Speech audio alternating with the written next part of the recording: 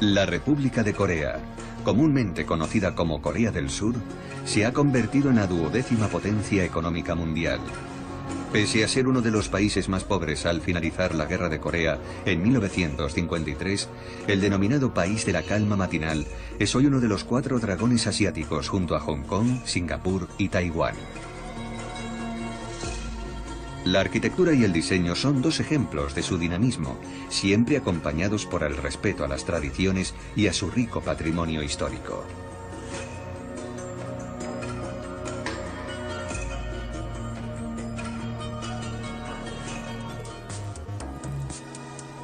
Seúl es la 4ª ciudad más rica de Asia. Gigantesca y desconcertante, con casi 11 millones de habitantes, la capital coreana se extiende a ambos lados del río Han. Tras la celebración de los Juegos Olímpicos de verano en 1988, Seúl experimentó una rápida expansión y modernización. Un buen ejemplo de su transformación es la Plaza del Ayuntamiento, cuyo antiguo edificio comparte espacio con una construcción ultramoderna. La Plaza de Gwanghwamun rinde homenaje al rey Sejong, héroe nacional e inventor del alfabeto coreano. Detrás de la plaza se alza la impresionante puerta del Palacio Tongbukgung, que en otro tiempo fue el palacio principal de Seúl. Los soldados que la guardan visten el antiguo atuendo de aquella gloriosa época.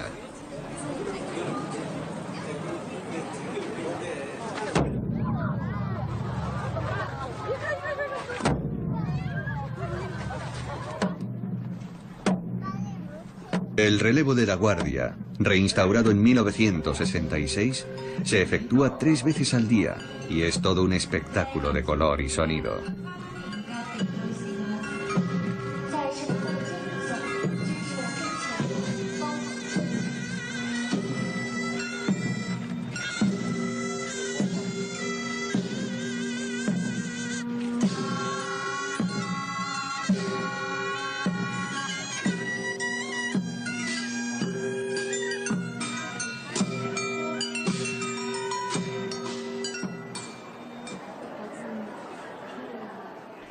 Construido en 1395, fue el más importante de los 5 palacios de la dinastía Joseon.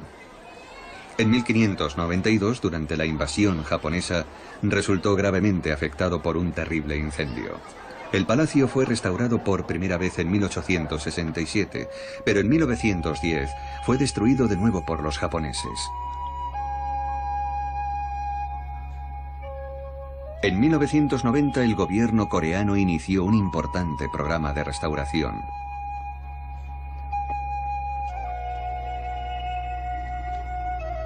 El pueblo de Bukson fue destinado a los nobles y dignatarios durante el dominio de la dinastía Joseon. Algunas de sus casas tienen más de 600 años y aún están habitadas. Sus precios están a la altura de su prestigio. Tras arrasar los barrios antiguos de Seúl para dar una imagen de modernidad, los coreanos comprendieron que estaban perdiendo parte de su patrimonio arquitectónico y de su forma de vida. Desde ese momento, las autoridades restauraron parte de las casas derribadas e iniciaron la construcción de nuevas viviendas con planos y materiales tradicionales.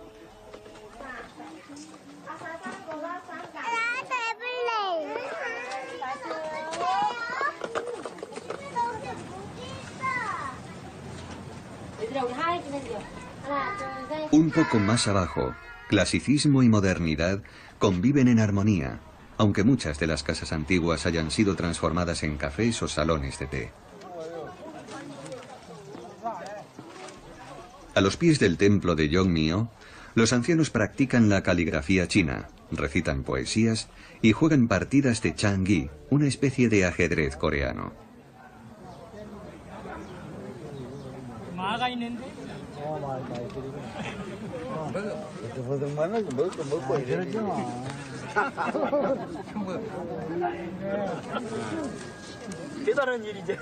Desde 1990, los caracteres chinos casi han desaparecido en beneficio del alfabeto coreano, una pérdida de referencias para toda una generación.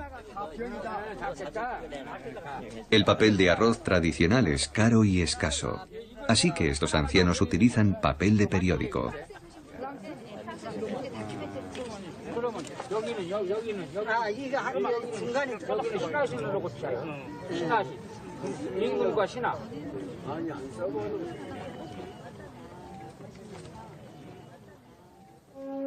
El santuario de Yeongmyo, un lugar muy importante para los coreanos, fue consagrado a los reyes de la dinastía Joseon. Sus almas residen tras los huecos de los biombos sagrados, ocultas a las miradas de los visitantes. Los biombos ocupan 19 habitaciones y representan a los 27 soberanos que reinaron entre 1392 y 1910. Seúl también destaca por su dinamismo en el plano arquitectónico. En 2010 fue nombrada Ciudad Creativa de la UNESCO en la categoría de diseño. Un merecido reconocimiento a su vasto patrimonio cultural, a su potencial creativo y a su fuerte compromiso innovador.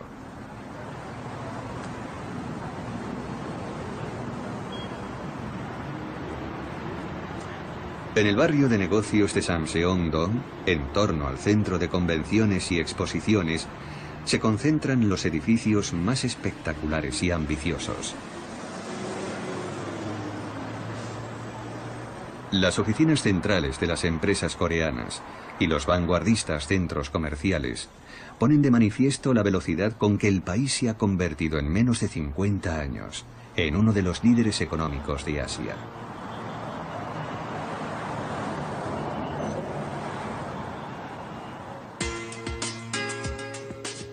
Una de las realizaciones más espectaculares es el Dongdaemun Design Plaza, o DDP. Un ovni curvado y futurista que está considerado el mayor exponente de su género.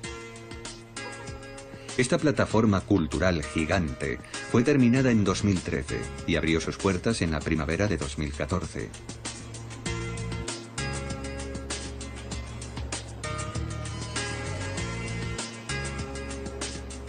Diseñada por la arquitecta anglo-iraquí Zaha Hadid, posee 45.000 paneles de aluminio, cada uno con una forma diferente. Todos los materiales fueron elegidos siguiendo un estricto criterio medioambiental. El complejo alberga museos, salas de exposiciones, un laboratorio de diseño y abarca unas 60 actividades relacionadas con el ocio y la cultura. En este espacio se rinde homenaje a Kang Son, que salvó grandes tesoros nacionales durante la ocupación japonesa.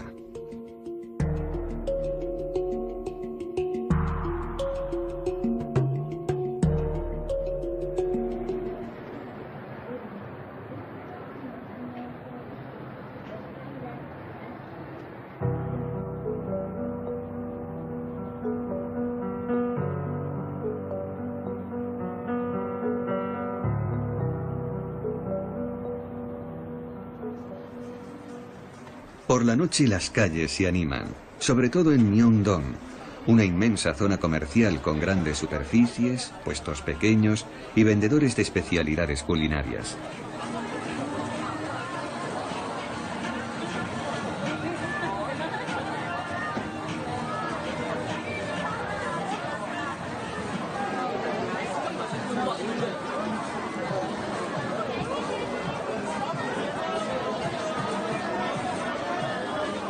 Los puestos que ofrecen pulpo o pescado seco, acompañados de sabrosas salsas, tienen mucha aceptación.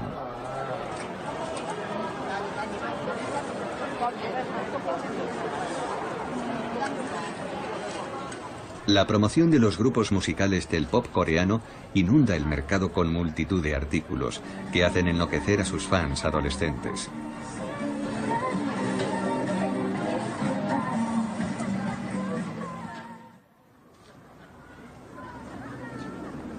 El Changdegung, o Palacio de la Prosperidad, es uno de los 5 palacios construidos por la dinastía Joseon. Erigido en el siglo XV y destruido después por los japoneses, fue reconstruido y designado palacio principal hasta 1872. Todas las ceremonias tenían lugar en la sala del trono.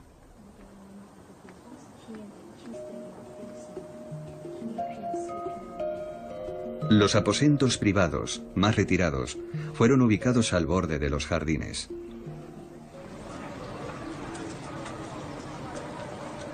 A principios de mayo, Seúl conmemora el aniversario del nacimiento de Buda. Cada templo tiene su propia celebración, así que unos días antes, el acontecimiento es celebrado a nivel nacional con el Festival de los Faroles.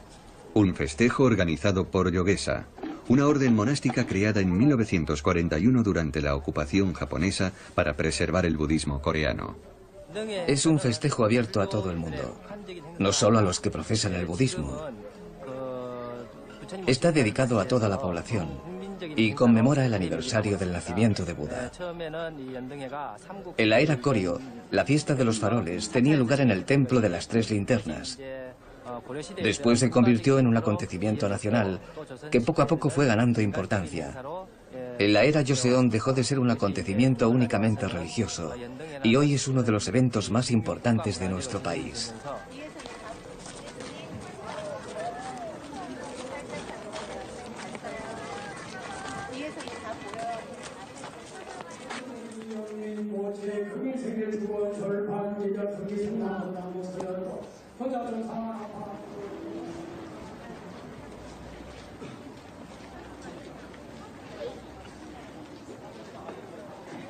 Los rezos se suceden durante toda la jornada.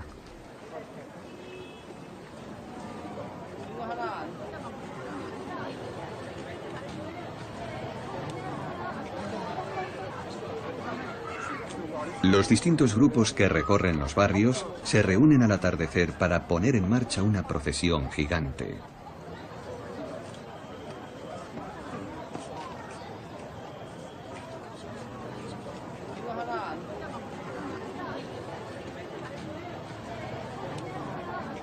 Los faroles, fabricados con hanji, el papel tradicional coreano, transmiten un mensaje de paz y armonía. Durante la fiesta, las mujeres lucen el hanbok, el traje tradicional de su país.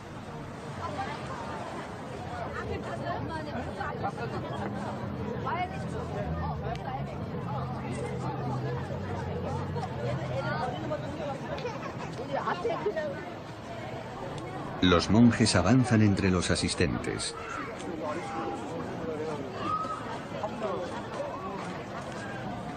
Tras largas horas de preparación, el cortejo se pone en marcha.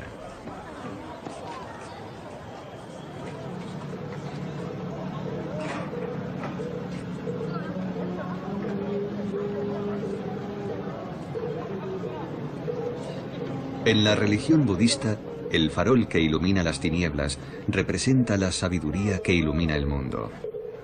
El encendido de los faroles de loto constituye una ceremonia muy importante que expresa el respeto a Buda. Un ritual con más de 1000 años de antigüedad.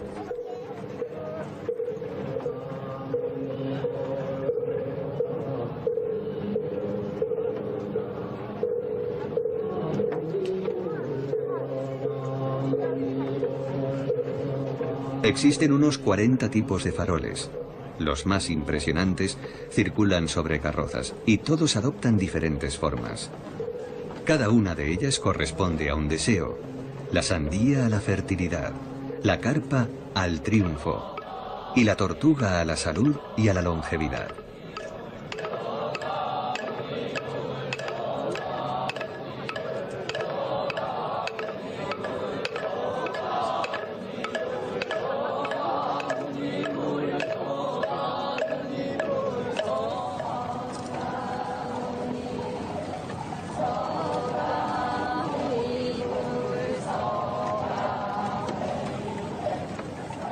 El moktak es un instrumento de percusión, cuyo ritmo acompaña a la recitación de sutras.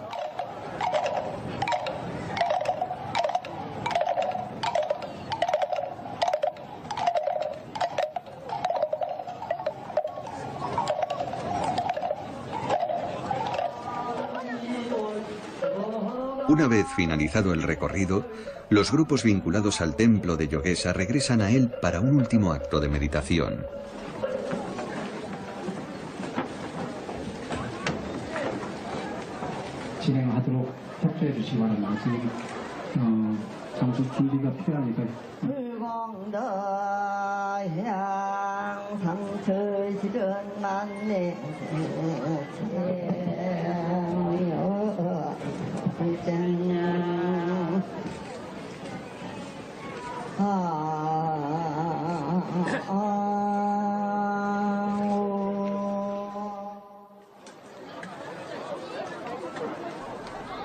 Durante el fin de semana, los habitantes de Seúl se mezclan con turistas venidos de toda Asia para recorrer las calles de Namdaemun y Myeongdong.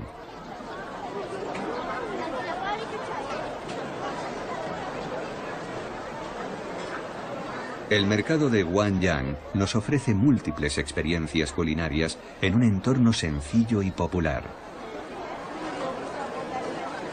Sentados alrededor de las cocinas ambulantes, podremos degustar platos tradicionales como el bin de teok, una torta hecha con soja o lentejas, el bibimbap, un arroz mezclado con verduras, o el joteok, tortitas rellenas de azúcar moreno. Aquí, como en el resto de Asia, nadie debería marcharse sin saborear la comida callejera.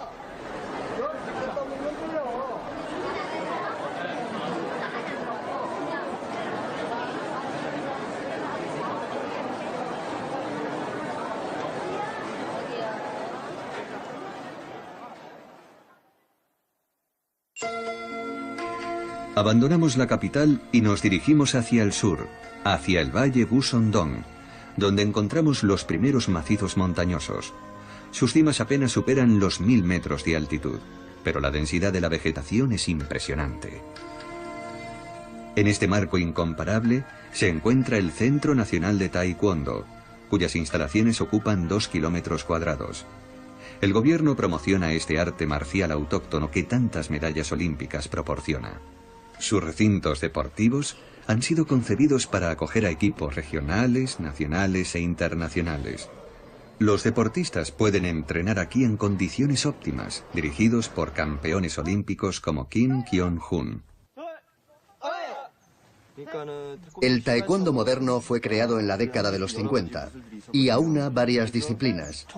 Es un arte marcial, pero ante todo es una manera de demostrar una buena actitud hacia la vida. El taekwondo no es un deporte de competición para luchar o golpear. Es más bien un enfoque, una filosofía coreana.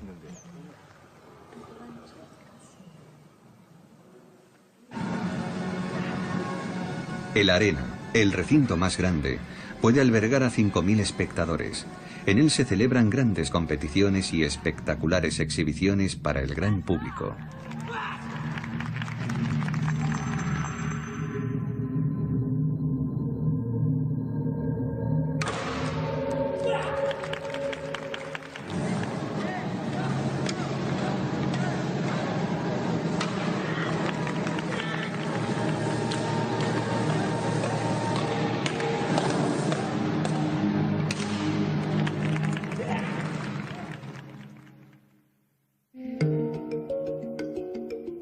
Siguiendo nuestro camino hacia la costa este, llegamos a Jeonju, cuna de la dinastía Joseon, la última y más larga dinastía coreana. Al sur de la ciudad moderna se encuentra el pueblo Hanok, llamado así por poseer la mayor concentración de casas antiguas, las famosas Hanoks.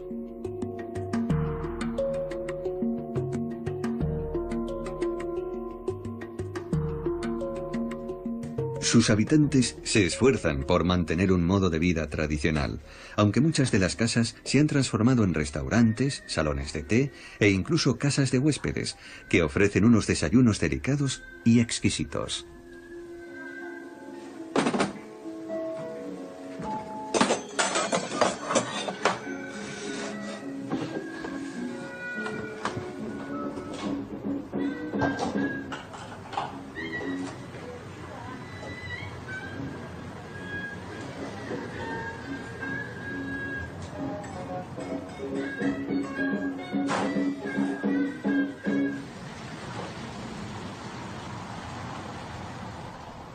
Además de templos, también encontramos una iglesia católica erigida por un misionero francés.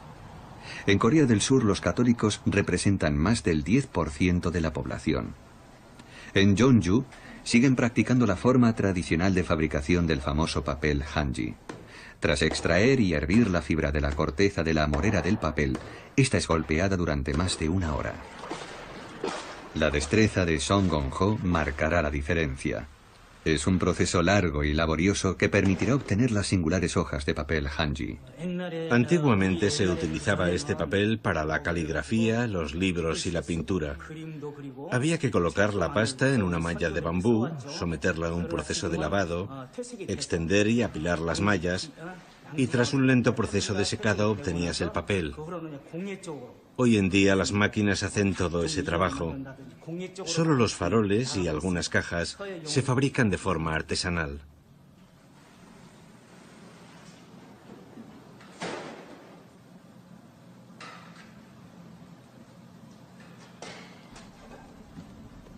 El papel permanecerá toda la noche en esta prensa bajo el peso de enormes piedras.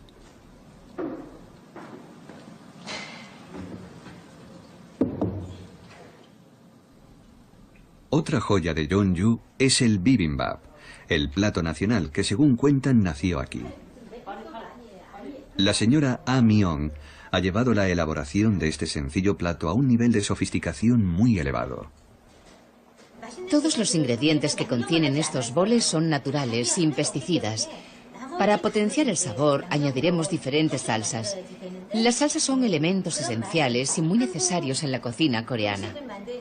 Aquí tenemos aceite de sésamo, salsa picante, ajo, sésamo, guindilla. Aunque los ingredientes que componen la base del plato sean naturales, siempre hay que añadirles especias y salsas. También voy a añadir kimchi, o col fermentada, que potenciará los sabores de este plato y le dará un gusto especial. Como veis, hay unos 15 boles en la mesa que enseguida vamos a mezclar en el cazo. El bibimbap se crea mezclando todos los ingredientes y con cada mezcla se consiguen sabores diferentes.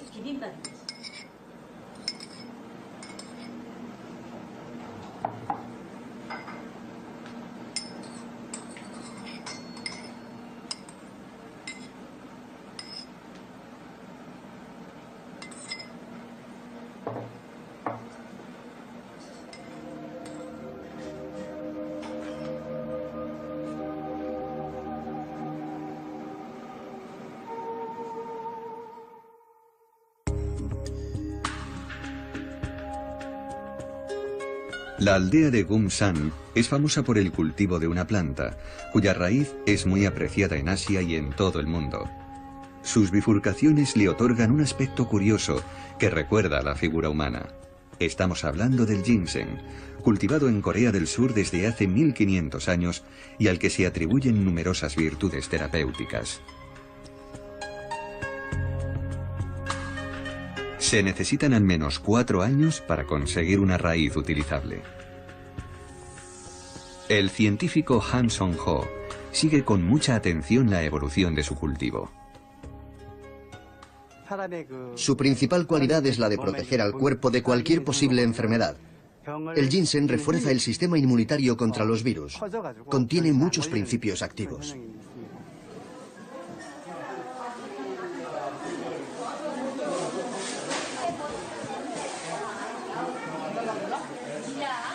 Gumsan es el centro neurálgico del ginseng, cuyo comercio internacional mueve más de 3.500 millones de euros. Los agricultores acuden al mercado para negociar con los mayoristas, y las grandes sociedades estatales, como Daedong Corea, se abastecen directamente en función de sus necesidades. En el caso del ginseng rojo, el más apreciado, las raíces de 5 o 6 años se tuestan al vapor y se dejan secar al sol.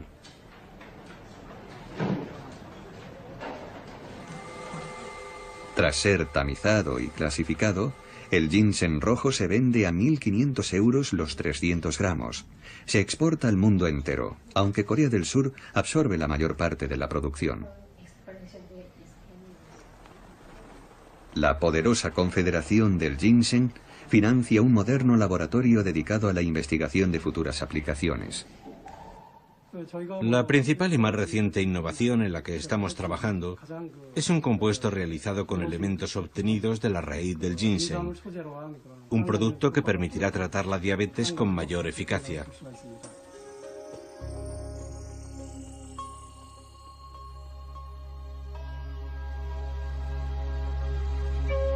En la costa sur, más templada y húmeda, se encuentra el condado de Busong-gun. Sus laderas montañosas albergan las plantaciones de té verde más renombradas del país, en especial las del valle de Jadong, donde nació el té de Corea del Sur. Cho Yeon-sok tomó de manos de su padre las riendas de la explotación familiar que creó su abuelo. Produce un té refinado y sutil que compran expertos de todo el mundo. En sus plantaciones del macizo de Jilisan, el té brota a más de 900 metros de altitud. En algunas de ellas incluso hay árboles de té silvestres. Esta plantación se encuentra a una altitud elevada. ¿Eso le confiere un gusto particular? Sí, tiene un gusto muy particular.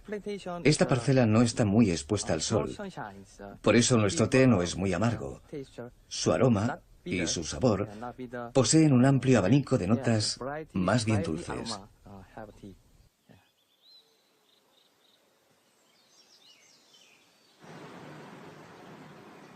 La cosecha se realiza a finales de mayo, antes de la estación de las lluvias.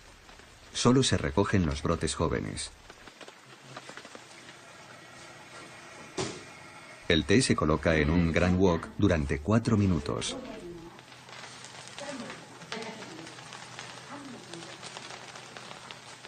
¿Alcanza mucha temperatura?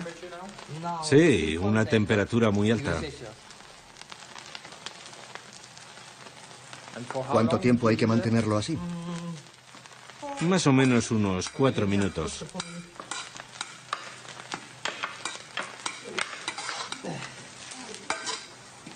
Hay que ser muy precisos para eliminar el sabor amargo sin quemar las hojas de té.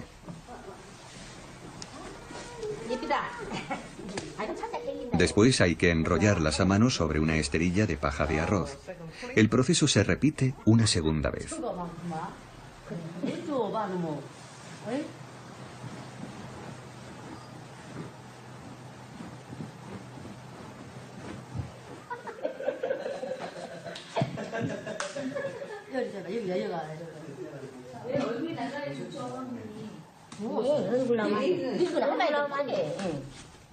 El proceso de secado dura varias horas. Antes de embalarlo se efectúa el cribado para eliminar las ramitas residuales. El té verde Uyon es fino y delicado y se ofrece en cantidades muy limitadas. En el templo de Sonamsa, cerca de Suncheon, el té es un elemento cotidiano en la vida de los monjes que estudian los textos sagrados desde el año 529. Los monjes orientales fueron los primeros en comprender los beneficios del té en la práctica de la meditación.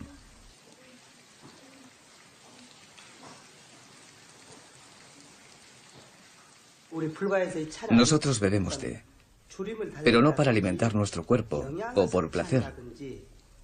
Lo hacemos porque nos ayuda a mantener la mente despejada. Y eso nos permite alcanzar la mejor disposición para meditar. Por supuesto, el té es muy beneficioso para nuestro organismo, pero nosotros no lo tomamos por su delicioso sabor o por sus múltiples cualidades, sino para acompañar a la meditación.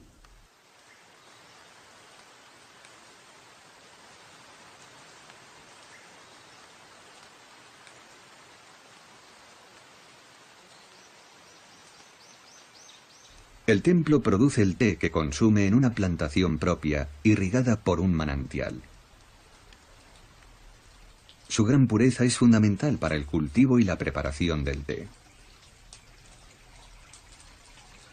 El agua que llega a cada una de estas piletas tiene un destino muy preciso.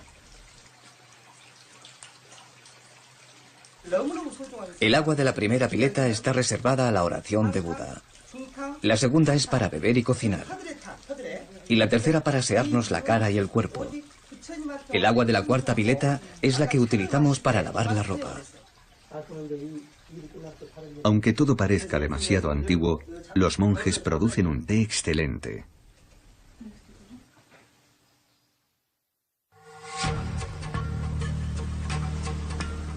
Tras acoger en 2013 la Exposición Internacional de Jardines, la ciudad de Suncheon se transformó en un parque permanente.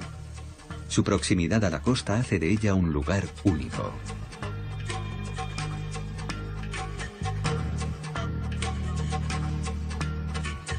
Su estuario figura en la lista de humedales de importancia internacional.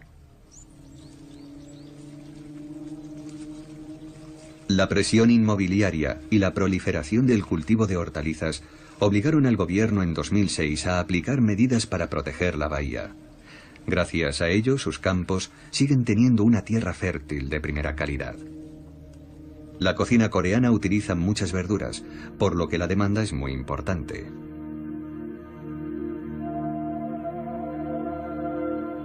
La bahía posee un estuario de 3,5 kilómetros de longitud y 2.000 hectáreas de tierras húmedas y cañaverales. Las salinas desempeñan un papel fundamental en la purificación del agua. Además de constituir una zona óptima de reproducción para moluscos, cangrejos y peces, este refugio natural es un espacio de anidación de numerosas aves, como la grulla monje y la espátula menor, que hacen un alto en su migración.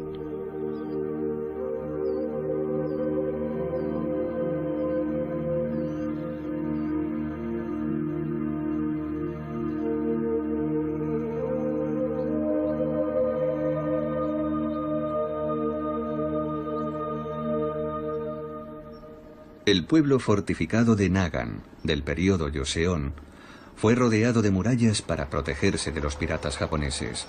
En la actualidad, algunas de estas casas de barro y piedra con techos de juncos son residencias privadas, mientras que otras se han convertido en talleres de artesanía o casas de huéspedes. Un ambiente de otra época, muy cerca de la ciudad moderna.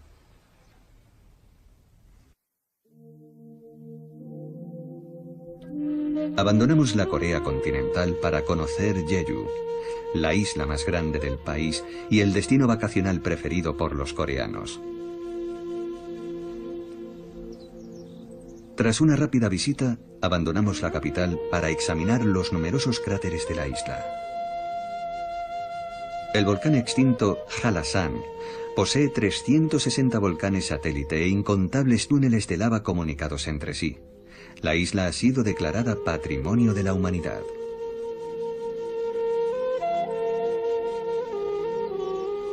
Algunos cráteres, como el de Sangumburi, han sido convertidos en reservas naturales. En estos espacios protegidos viven reptiles, aves, cérvidos y numerosas especies de plantas en vías de extinción que han encontrado aquí un refugio salvador.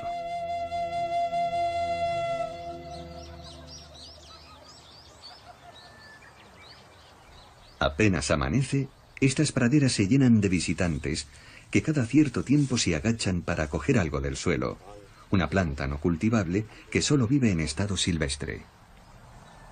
Su nombre es gosari, se come en ensalada o sopa y tiene un sabor muy parecido al de las setas. En el mercado alcanza precios muy elevados.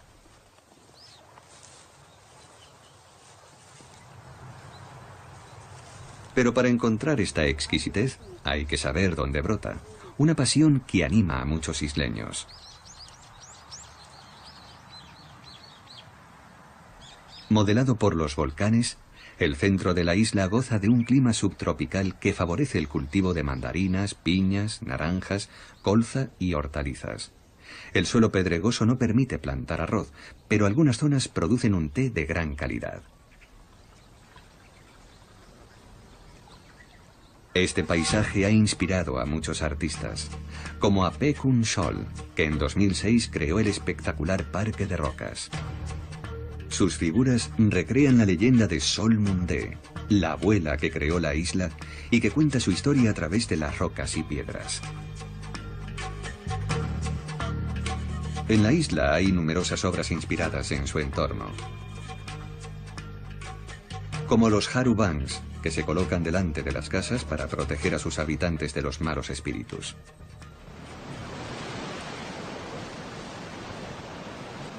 Pero su extraordinaria y agreste costa no ha necesitado recurrir a la mano del hombre. La presión volcánica se encargó de dar forma a estas sorprendentes columnas.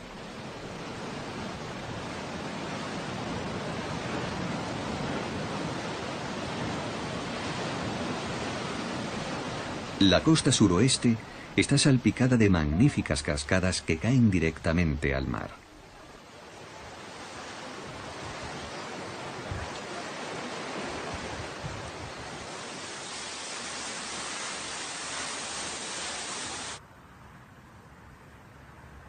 El Sonsán Insul Bond, el volcán más espectacular de la costa, forma una pequeña península. Cuando baja la marea, los ancianos cogen conchas y algas alrededor del volcán. La cocina coreana utiliza unas 10 especies de algas.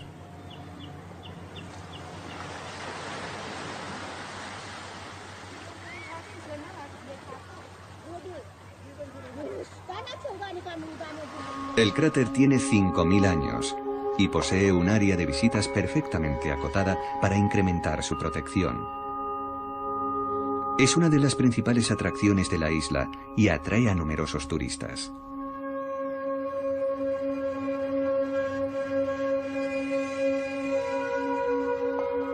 Con 182 metros de altura y 600 de diámetro, es una curiosidad geológica. Su interior permanece casi intacto. Alberga 220 especies de plantas, 6 de ellas de extraordinario valor biológico. Su ecosistema es sorprendente. Las aguas que rodean el volcán son el territorio de pesca de las genio. Estas avezadas buceadoras recolectan algas, moluscos, crustáceos, pulpos y erizos de mar que venden después en una cooperativa. El material que utilizan es muy rudimentario: cuchillos, redes y arpones. Son capaces de bucear 2 minutos y descender a 20 metros de profundidad. Pese a ser una actividad que requiere una gran resistencia física, muchas superan los 60 años. En 1950 eran unas 30.000, pero hoy en día apenas quedan 4.000. Las chicas jóvenes se marchan de la isla para estudiar o trabajar en la Corea continental. Las niñas ya no quieren seguir nuestro ejemplo. No desean convertirse en submarinistas. La más joven de nosotras tiene 46 años.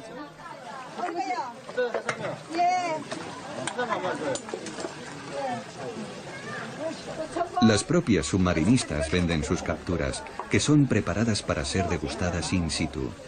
Ninguna se despoja de su traje de buceo, algo que llena de asombro a los turistas chinos.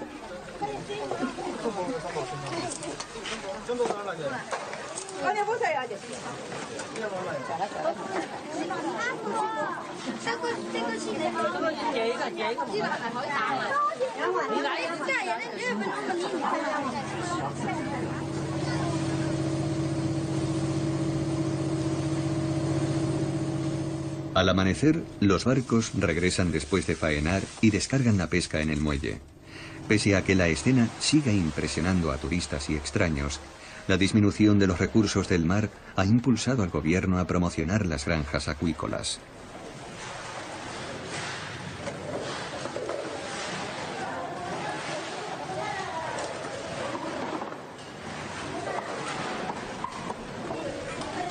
Una vez seleccionada, gran parte de la pesca será enviada al continente.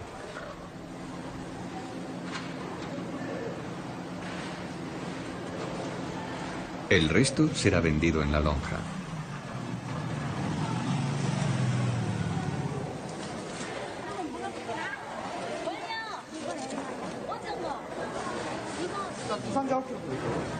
La puja es secreta. El mayorista anota su oferta en una pizarra que luego entrega al subastador.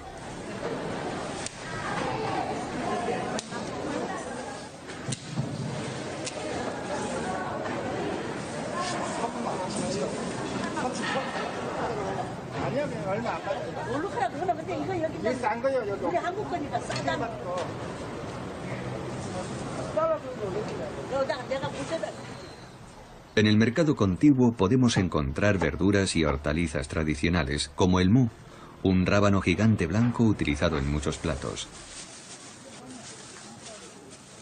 Pero la verdura que más consumen los coreanos es una col conocida como kimchi, que tras fermentar durante varias semanas en salmuera es aderezada con guindilla. De vuelta en el continente, visitamos Daegu, una de las ciudades más grandes de Corea del Sur. Uno de sus mayores recursos es la explotación y comercialización de plantas medicinales. El almacén de este mayorista abastece a gran parte del mercado. Entre el 80 y el 90% de los habitantes de Corea del Sur sigue consumiendo plantas medicinales. Esto no quiere decir que la población permanezca anclada al pasado, que se cierre a la medicina moderna, ya que gran parte de ella también utiliza medicamentos químicos en alguna ocasión. La expansión demográfica, asociada a la modernización y al avance de la competitividad del comercio moderno, dificulta cada vez más el cultivo de estas plantas tan beneficiosas para todos. Pero nosotros nos esforzamos en mantener la vigencia de estos productos tradicionales, aunque he de reconocer que en ocasiones resulta complicado.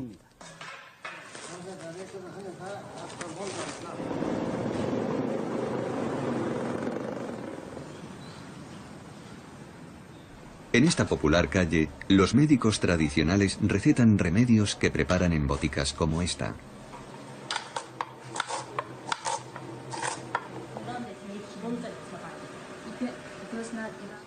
Mezclando raíces y plantas, esta joven prepara un remedio para mejorar la circulación sanguínea.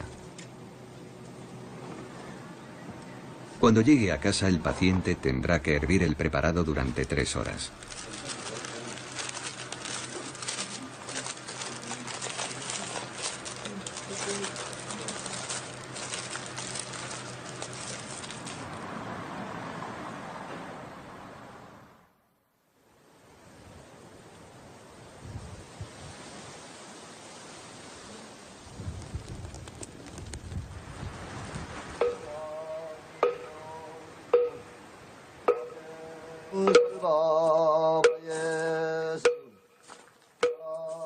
Son las 3:30 en el templo de Girimsa. Como cada madrugada, un monje recita unos sutras mientras camina entre los edificios.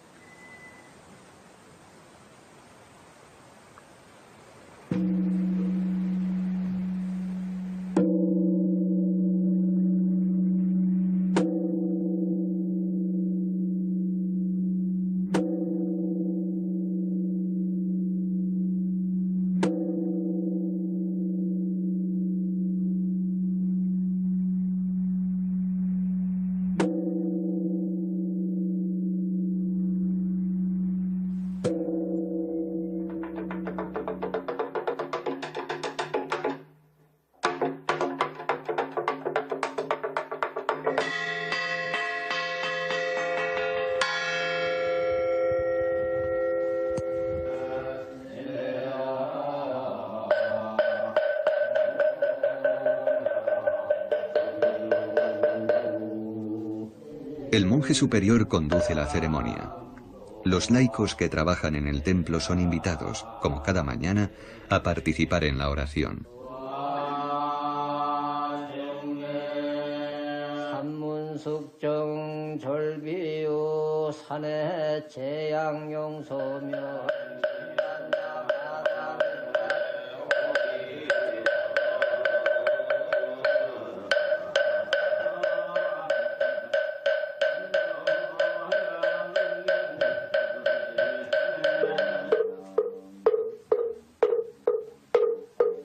En un edificio apartado, un monje canta unos mantras por las almas de los muertos, que seguirán vagando durante 49 días tras el fallecimiento.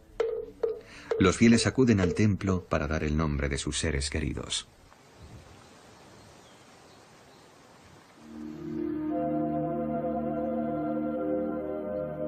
Como casi todos los grandes templos, el Girimsa fue construido en plena naturaleza.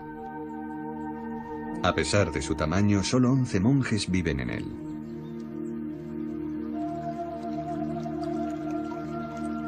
Los monjes meditan 4 veces al día durante 2 horas.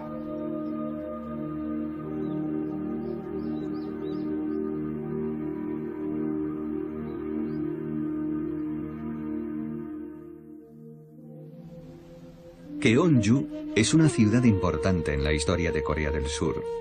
Cuenta con valiosos enclaves arqueológicos como el Parque Tumuli, en el que han sido halladas 23 tumbas de los soberanos del reino de Silla. Unos monumentos funerarios inspirados en las pirámides egipcias en los que se han hecho importantes hallazgos.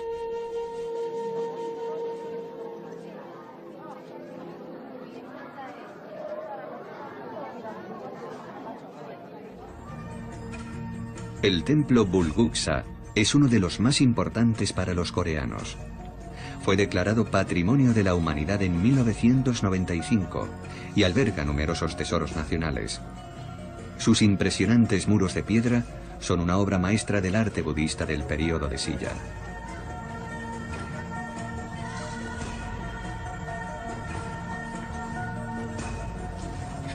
La calidad del armazón, el talento de los pintores y la carpintería interior muestran el esplendor de la época.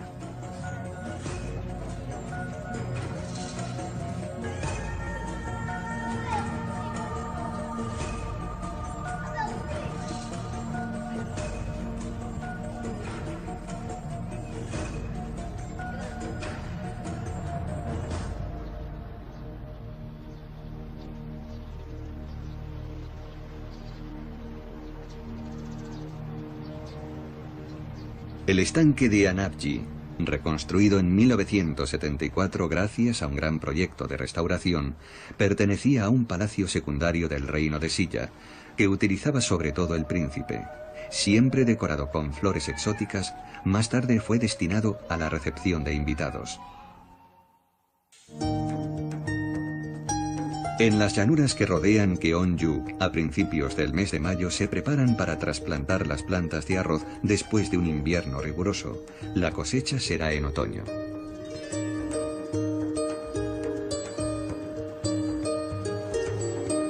Varias familias del pueblo de Jaoe, en la región de Andong, han hecho fortuna gracias al arroz. Esta aldea, cuya forma recuerda a la flor de loto, fue fundada en el siglo XVI en el apogeo de la dinastía Joseon. Era en gran parte propiedad del clan Yu, una gran familia que todavía hoy posee muchas tierras.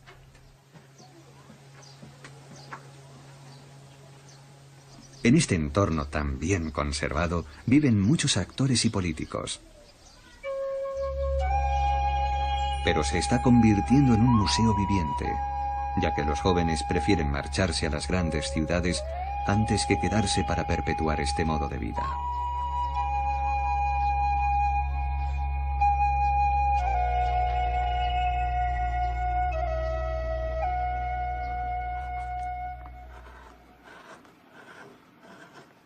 Visitamos el taller de Kim Dong-pyo, que mantiene viva la tradición de las máscaras.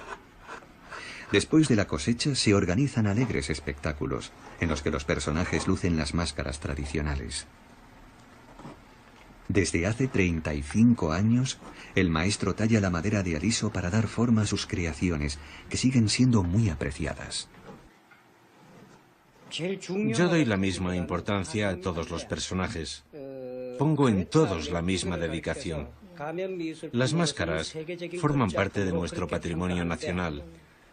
De entre todas ellas, pienso que la de Yang Pan, un personaje que pertenece a la nobleza, es una de las más importantes y populares.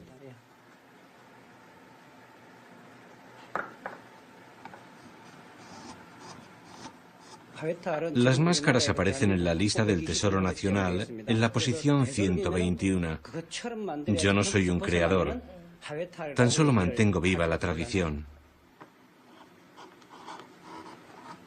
El maestro trabaja por encargo, y el valor de sus piezas puede superar los 500 euros. A sus 63 años, sigue formando a algunos alumnos para que este arte no se pierda. Aquí termina nuestro viaje por el país de la calma matinal, un apodo que tan solo cuenta una parte de la realidad coreana. Porque aunque los templos sigan despertándose al alba a la luz de los faroles, y sus plantaciones de arroz y té respiren serenidad, hay otra Corea del Sur igual de apasionante, que nos deslumbra con su dinamismo y creatividad.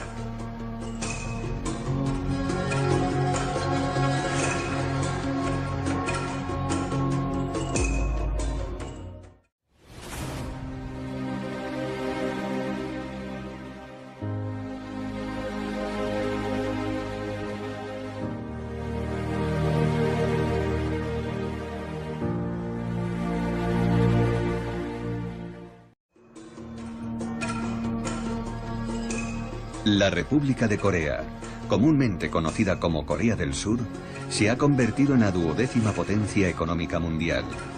Pese a ser uno de los países más pobres al finalizar la Guerra de Corea en 1953, el denominado País de la Calma Matinal es hoy uno de los 4 dragones asiáticos junto a Hong Kong, Singapur y Taiwán. La arquitectura y el diseño son 2 ejemplos de su dinamismo, siempre acompañados por el respeto a las tradiciones y a su rico patrimonio histórico.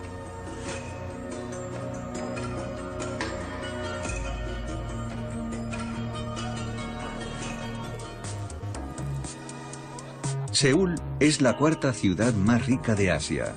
Gigantesca y desconcertante, con casi 11 millones de habitantes, la capital coreana se extiende a ambos lados del río Han. Tras la celebración de los Juegos Olímpicos de verano en 1988, Seúl experimentó una rápida expansión y modernización. Un buen ejemplo de su transformación es la Plaza del Ayuntamiento, cuyo antiguo edificio comparte espacio con una construcción ultramoderna. La plaza de Gwanghwamun rinde homenaje al rey Sejong, héroe nacional e inventor del alfabeto coreano.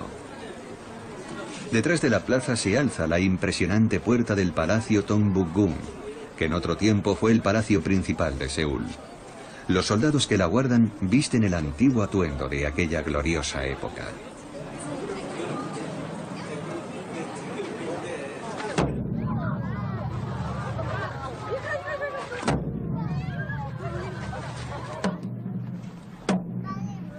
El relevo de la guardia, reinstaurado en 1966, se efectúa 3 veces al día y es todo un espectáculo de color y sonido.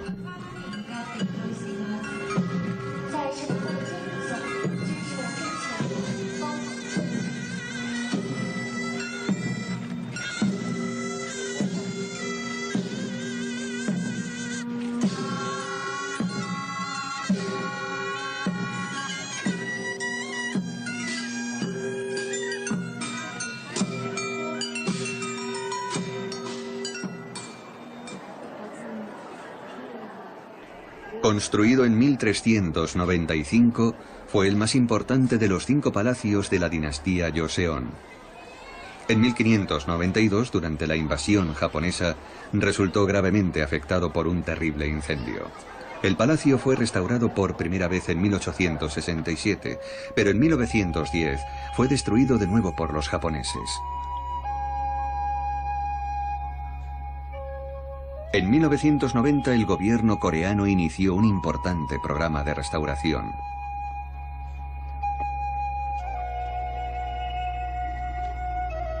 El pueblo de Bukson fue destinado a los nobles y dignatarios durante el dominio de la dinastía Joseon. Algunas de sus casas tienen más de 600 años y aún están habitadas. Sus precios están a la altura de su prestigio.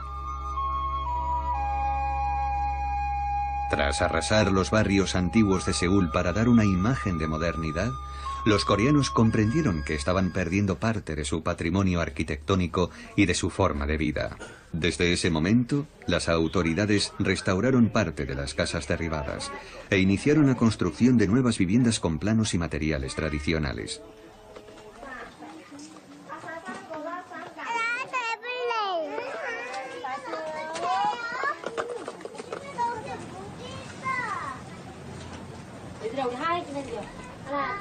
Un poco más abajo, clasicismo y modernidad conviven en armonía, aunque muchas de las casas antiguas hayan sido transformadas en cafés o salones de té.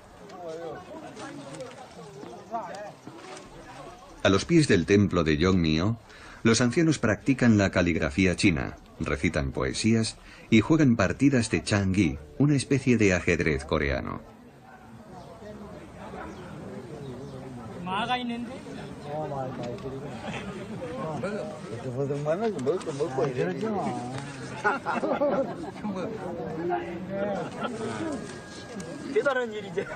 Desde 1990, los caracteres chinos casi han desaparecido en beneficio del alfabeto coreano, una pérdida de referencias para toda una generación. El papel de arroz tradicional es caro y escaso, así que estos ancianos utilizan papel de periódico.